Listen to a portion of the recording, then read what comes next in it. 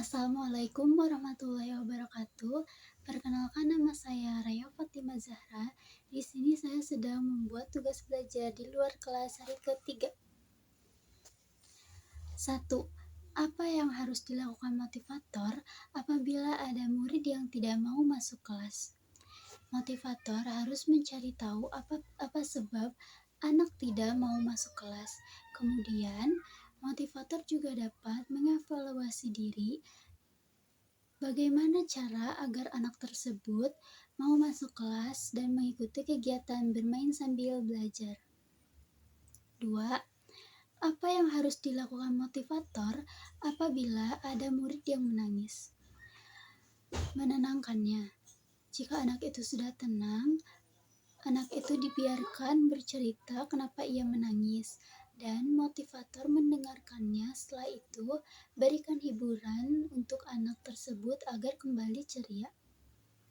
Ketiga, apa yang harus dilakukan motivator apabila ada murid yang mengganggu murid lain? Memberikan teguran dengan halus dan coba alihkan perhatiannya dengan apapun yang ia sukai. Pertanyaan yang keempat, apa yang harus dilakukan motivator apabila ada murid yang melamun? Kita harus mengajaknya berdialog. Setelah itu, kita alihkan lagi biar anak itu fokus. Kita berikan kegiatan yang menyenangkan agar anak itu tidak melamun lagi. Pertanyaan yang kelima, apa saja tugas yang harus dilakukan motivator secara periodik setiap minggu? Yaitu melakukan evaluasi sesuai dengan level dan membuat laporan tentang masalah dalam proses belajar. Pertanyaan yang keenam, apa saja tugas rutin yang harus dilakukan oleh motivator setiap hari? Kita harus membimbing anak agar tumbuh semangat belajarnya. Pertanyaan yang ketujuh, bagaimana cara agar motivator mengetahui karakter masing-masing dan kesukaan masing-masing anak? Lakukan pendekatan seperti ajak anak berdialog, tanyakan ia suka melakukan apa, dan amati perilaku saat anak sedang bermain sambil belajar. Pertanyaan nomor 2, A. Mengenai target di kelas Bimba AIUEO. 1.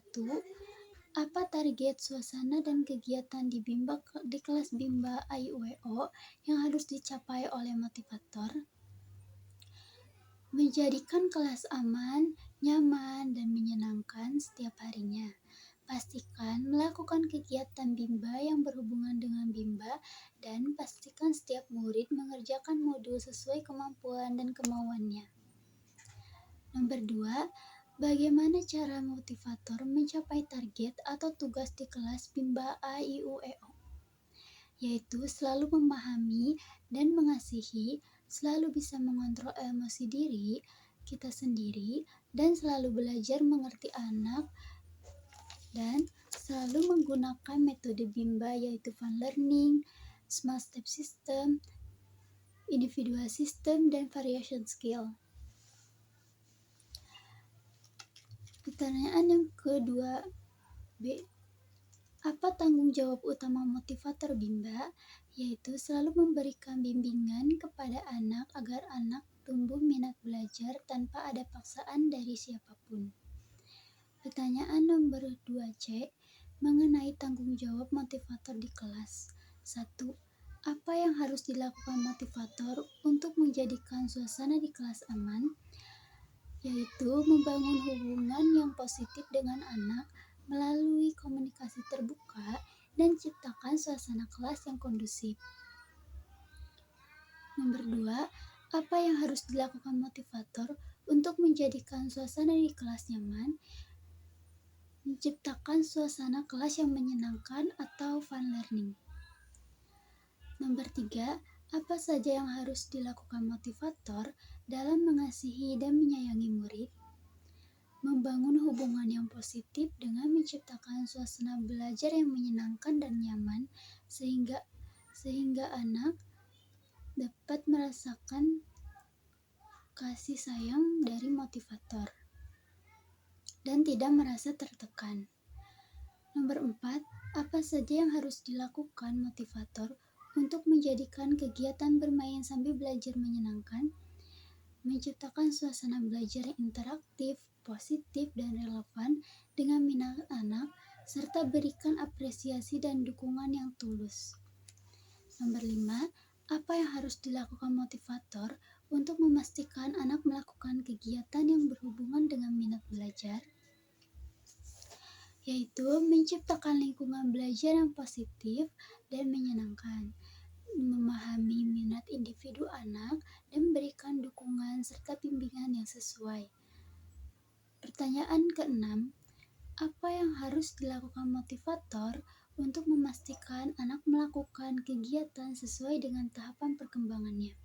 Yaitu menyesuaikan materi dan metode pembelajaran dengan minat dan kemampuan anak, serta motivator perlu memahami karakteristik dan kebutuhan anak pada setiap tahapan perkembangannya. Sekian video dari saya. Maaf jika ada salah kata. Wassalamualaikum warahmatullahi wabarakatuh.